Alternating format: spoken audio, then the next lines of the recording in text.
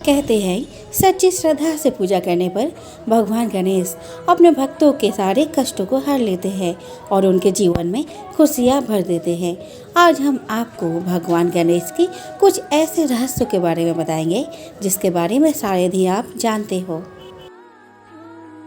गणेश जी ने अपना वाहन मूषक को क्यों चुना, इस विषय में कई कथाएं मिलती है।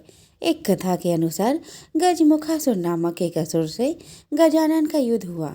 गजमुखासुर को यह वरदान प्राप्त था कि वह किसी अस्त्र से नहीं मर सकता। गणेश जी ने इसे मारने के लिए अपना एक दांत को तोड़ा और गजमुखासुर पर वार किया। गजमुखासुर इससे घबरा गया और मूषक बनकर भागने लगा। गणेश जी ने मूषक बने गजमुखासुर को अपने पास में बांध लिया। गजमुखासुर गणेश जी से क्षमा मांगने लगा। गणेश जी ने गजमुखासुर को अपना वाहन बनाकर जीवन दान दे दिया। एक अन्य कथा का जिक्र गणेश पुराण में मिलता है, जिसके अनुसार द्वापर युग में एक बहुत ही बलवान मूषक महर्षि पराशर के आश्रम में आकर महर्षि को परेशान करने लगा। उत्पाती मूषक ने महर्षि के आश्रम के मिट्टी के बर्तन तोड़ दिए, आश्रम में रखे अनाज को नष्ट कर दिया। महर्षि पराशर मूषक की इस करतूत से दुखी होकर गणेश जी के शरण में गए। गणेश जी महर्षि की भक्ति से प्रसन्न हुए और उत्पाती मूषक को पकड़ने के लिए अपना पास फेंका। पास मूषक का पीछा करता हुआ पाताल लोक पहुंचा और उसे बांधकर गणेश जी के सामने ले आया। गणेश जी को सामने देख मूषक उनकी स्तुति करने लगा। गणेश जी ने कहा, तुमने महर्षि पराशर को बहुत परेशान किया है, लेकिन अब तुम मेरे शरण में हो, इसलिए जो चाहो वरदान मांग लो। गणेश जी के ऐसे वचन सुनते ही मूषक का अभिमान जाग उठा। उसने कहा कि मुझे आपसे कुछ नहीं चाहिए, अगर आपको मुझसे कुछ चाहिए तो आप मांग लीजिए। गणेश जी मुस्कुराए और मूषक से कहा, तुम मेरा वाहन बन जाओ। अपने अभिमान के कारण मूषक गणेश जी का वाहन बन गया, लेकिन जैसे ही गणेश जी मूषक पर चढ़े, गणेश जी के भार से वह दबने लगा। मूषक ने गणेश जी से कहा कि प्रभु, मैं आपके वजन से दबा जा रहा हूँ।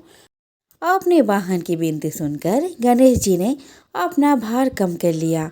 इसके बाद से मूषक गणेश जी का वाहन बनकर उनकी सेवा में लगा हुआ है। गणेश पुराण में ये भी वर्णन किया गया है कि हर युग में गणेश जी का वाहन बदलता रहता है। सतयुग में गणेश जी का वाहन सिंह है, त्रेता युग में गणेश जी का वाहन मयूर है और वर्तमान युग में यानी कि कलि युग में उनका वाहन घोड़ा है। हम सभी जानते हैं कि श्री गणेश को दूर्वा बहुत प्रिय है। दूर्वा को दूब भी कहा जाता है। यह एक प्रकार की घास होती है जो सिर्फ गणेश पूजन में ही उपयोग में लाई जाती है। आखिर श्री गणेश को क्यों इतनी प्रिय है दूर्वा? इसके पीछे क्या कहानी है? क्यों इसकी 21 गांठें ही श्री गणेश को चढ़ाई जाती है? आइए जानते हैं। एक पौराणिक कथा के अनुसार प्राचीन काल में अनिलासुर नाम का एक दैत्य था। उसके कोप से स्वर्ग और धरती पर त्राही त्राही मची हुई थी। अनिलासुर एक ऐसा दैत्य था जो मुनि ऋषियों और साधारण मनुष्य को जिंदा निकल जाता था। इस दैत्य के अत्याचार से त्रस्त होकर इंद्र सहित सभी देवी देवता, ऋषि मुनि भगवान महादेव से प्रार्थना करने जा पहुँचे और सभी ने महादेव से यह प्रार्थना की कि वे अनिलासुर के आतंक का खात्मा करें। तब महादेव ने समस्त देवी देवताओं और ऋषि मुनियों की प्रार्थना सुनकर उसने कहा कि दैत्य अनिलासुर का नाश केवल श्री गणेश ही कर सकते हैं। फिर सबकी प्रार्थना पर श्री गणेश ने अनिलासुर को निगल लिया। तब उनके पेट में बहुत जलन होने लगी। इस परेशानी से निपटने के लिए कई प्रकार के उपाय करने के बाद जब गणेश जी के पेट की जलन शांत नहीं हुई, तब कश्यप ऋषि ने दूर्वा के 21 गांठें बनाकर श्री गणेश को खाने को दी। यह दूर्वा श्री गणेश जी ने ग्रहण की। तब कहीं जाकर उनके पेट में जलन शांत हुई। ऐसा माना जाता है कि श्री गणेश को दूर्वा चढ़ाने की परंपरा तभी से आरंभ हुई। धर्म ग्रंथों के अनुसार भगवान गणेश को भगवान श्री कृष्ण का अवतार बनाया गया है और भगवान श्री कृष्ण स्वयं भगवान विष्णु के अवतार हैं। लेकिन जो तुलसी भगवान विष्णु को अत्यंत प्रिय है, इतनी प्रिय कि भगवान विष्णु के ही एक रूप शालिग्राम के विवाह एक तुलसी से होता है। वही तुलसी भगवान गणेश को अप्रिय है, इतनी अप्रिय कि भगवान गणेश के पूजन में इसका प्रयोग वर्जित है। पर ऐसा क्यों? इसके संबंध में एक पौराणिक कथा है। एक बार श्री गणेश गंगा किनारे तप कर रहे थे। इसी कालावधि में धर्मात्मा की नवयौवन कन्या तुलसी ने विवाह की इच्छा लेकर तीर्थ यात्रा पर प्रस्थान किया। देवी तुलसी सभी तीर्थ स्थलों का भ्रमण करते हुए गंगा के तट पर पहुंची। गंगा तट पर देवी तुलसी ने युवा तरुण गणेश को देखा, जो तपस्या में विलीन थे। शास्त्रों के अनुसार तपस्या में विलीन गणेश जी रत्न झरित सिंहासन पर विराजमान थे।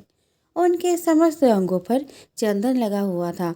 उनके गले में पारिजात पुष्पों के साथ स्वर्ण मणि रत्नों के अनेक हार परे हुए थे। उनके कमर में अत्यंत कोमल रेशम का पीताम्बर लिपटा हुआ था। तुलसी श्री गणेश के रूप पर मोहित हो गई और उनके मन में गणेश से विवाह करने की इच्छा जागृत हुई। तुलसी ने विवाह की इच्छा से उनका ध्यान भंग किया। तब भगवान श्री गणेश ने तुलसी द्वारा तब भंग करने को अशुभ बताया और तुलसी की मनसा जानकर स्वयं को ब्रह्मचारी बताकर उसके विवाह प्रस्ताव को नकार दिया। श्री गणेश द्वारा अपने विवाह प्रस्ताव को अस्वीकार कर देने से देवी तुलसी बहुत दुखी हुई और आवेश में जाकर उन्होंने श्री गणेश को 2 विवाह होने का श्राप दे दिया। इस पर श्री गणेश ने भी तुलसी को श्राप दे दिया कि तुम्हारा विवाह एक असुर से होगा। एक राक्षस की पत्नी होने का श्राप सुनकर तुलसी ने श्री गणेश से माफ़ी मांगी। तब श्री गणेश ने तुलसी से कहा कि तुम्हारा विवाह शंखचूड़ राक्षस से होगा, किंतु फिर तुम भगवान विष्णु और श्री गणेश को प्रिय होने के साथ ही कलयुग में जगत के लिए जीवन और मोक्ष देने वाली होगी। पर मेरी पूजा में तुलसी चढ़ाना शुभ नहीं माना जाएगा। तब से ही भगवान श्री गणेश जी की पूजा में तुलसी वर्जित मानी जाती है।